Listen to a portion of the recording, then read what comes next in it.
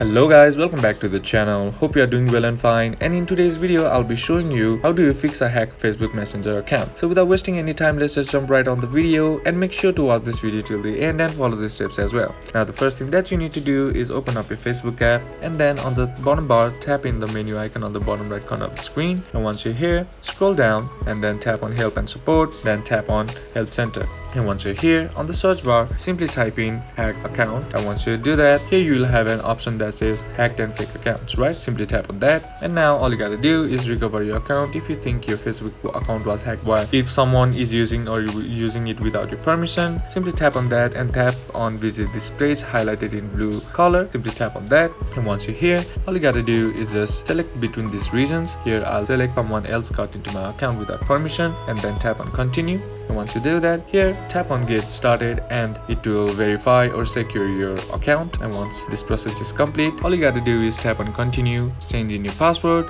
and then type in your new password as well. And once process is done, tap on continue and follow the process. And once all the process is complete, you'll be logged into your account, and that's basically how you can do it. And that's it for today's video guys. Hope this video was useful to you. Leave a like if it did, comment down below what the next video should be on, consider subscribing to the channel. Thank you for watching. Bye bye.